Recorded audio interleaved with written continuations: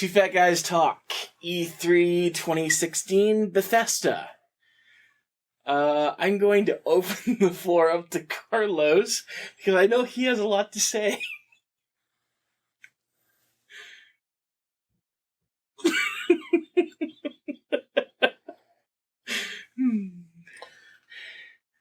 I never played Dishonored. I only saw videos of it. Seemed cool, but not really my cup of tea. Dishonored 2 seems cool, not really my cup of tea. The best part of this abomination of a press conference. And this is as unbiased as I can be, so I'm going to let you talk about the conference. Okay. Where to start? Okay, let's go with the bad. Now keep in mind, you're unbiased here. So, the bad for me was the Elder Scrolls Online. There was one good part about that. When he talked about how they're just basically dropping leveling. I'm pretty sure they're dropping leveling, but I'm very sure you still have to grind to unlock your skills and abilities. Whatever, man. I don't play Elder Scrolls Online, but I wish all MMOs would just abandon pointless, stupid leveling. It is not necessary in an MMO at all for any reason. Let's just say tomorrow, WoW decided for the next expansion to completely get rid of leveling. Mm-hmm. They'd have a massive quest line, or they'd have get X amount of experience to unlock ability XYZ. They'd still have some way to pad the experience. So what? At least it would be padding with everyone on the same playing field, being able to play together everywhere in the world. But isn't that basically what, even with leveling, WoW's doing next? Sort of, but it only applies to this new continent. And only to all but the last zone in it. Fair enough. So, for me, the Elder Scrolls Online has never been something I cared about and have laughed at for a number of things that it's done. Getting rid of levels, though, that is something new. Something they can actually say that it's doing the first of. I don't care about Legends very much. They didn't actually answer the one question I had that they kind of created early in that leveling up the cards. They showed the interface for that, where you could pick a card to get +3/+3 or to get some other power, which effectively makes this pointless. Is that on a per match thing where you're powering up your character, or is that a permanent thing? If it's in a match, if it's per match, you're right. It's fine. I don't know. Yeah, see, like that's a big yes or no for the game. I don't already care about the game, but that makes the game broken if it does.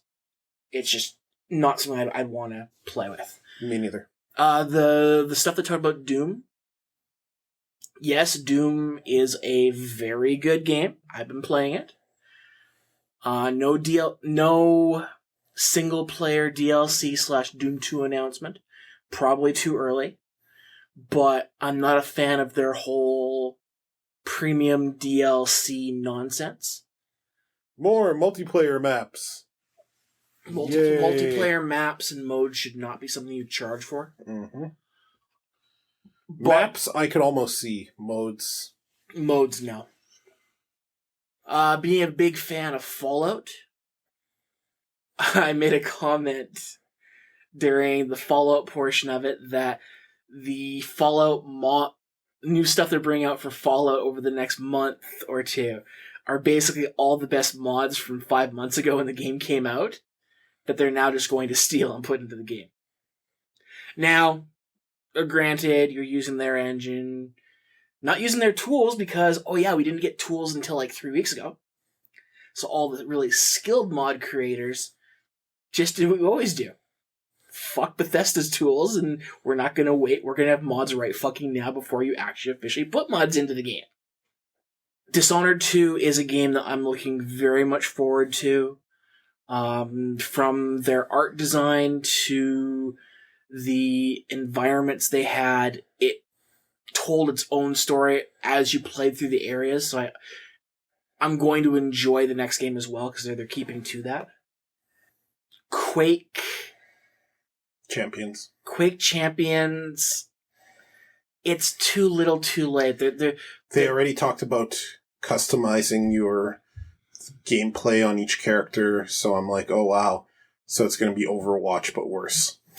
Yeah, and that's the thing. We're getting way too many of these games, and Quake had its day. It really did. And most of us abandoned Quake for Unreal Tournament. And then when Unreal Tournament got shitty, we abandoned it. So bringing a arena-style shooter from the Quake environment out now, sorry guys, that boat has sailed. And sunk.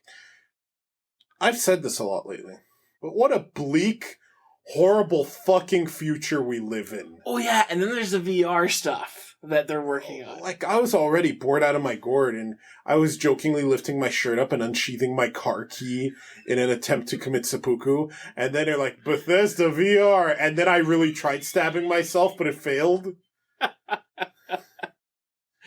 Now, all these fuckers are talking about their rich visual experiences, lighting engine, texture mapping technologies, vector shading polyps, volumetric fog lamps, bump mapping parallaxes. now you're making shit up. Part of the reason why I claim that Nintendo won the last 3 E3s in a row is because while they sometimes had the designers talking about the how and why of their games, it's always been from a much more mechanical standpoint. And then they show the games. And it's not these boring, overly white men talking about their engines and how the technology lets them make something look good, which is why part of the reason I hate Bethesda so much. Because how long did it take them to finally show Dishonored 2, like, gameplay? It was just scene after scene of exposition about nothing, about stuff shareholders told them to talk about, and PC Gamer magazine wants to report on, and nobody with a brain gives a shit about. That hurts. Game looks fine, though. I'm glad it didn't go any longer. Jesus Christ, that was like 5 hours. No, it was only an hour. It was an hour and change. No, we didn't get started until almost 15, 18 after. Yeah, thanks for fucking starting late, Bethesda. Like, I wanted to take longer. Like, the anticipation wasn't building or nothing. One thing I will say is a good idea is them releasing the first mission of Doom for free this week. It should be permanent. Yeah. That's a fine comeback on that. Shareware / demos are a good thing. So releasing the first level of the game probably would have had me buy the game earlier. But I was always worried about, okay, well, are the people that are saying it's good, is it really good, or is it just this more blowing smoke up our asses? So, thankfully it wasn't. Doom is a fine game. But this game... Oh, and then there's the remastered edition of Skyrim. Which, once again, just was doing what Skyrim on PC was doing, or, sorry, less than what PC Skyrim did a long time ago. They should call it Skyrim, only slightly less shitty edition. Sorry, go on. Which I will not be picking up and playing. They showed new improvements to Fallout Shelter that make the game look like it's almost half as good as Fallout and Fallout 2. Go play those. They were pre-Bethesda to boot. And they were, unlike 3 and 4, actually good games. No, I don't apologize. I stand by that statement. I should hit you at that table. So, out of 3 pie, what would you give the Bethesda press I'm not conference? giving it a rating. I know what I would give it out of 3 pie. Here's my rating. Unbelievable. Let me just crouch on the ground here with my pants down.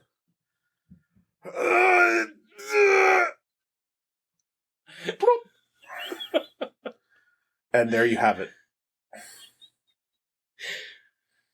Okay, well, this has been two guys talk about the Bethesda E3 presentation. Next, we have Microsoft. Tune in next time for Microsoft, PC Gaming, and Sony. I think there's Ubisoft somewhere in there as well. Yeah, there's an Ubisoft one as well. Yay!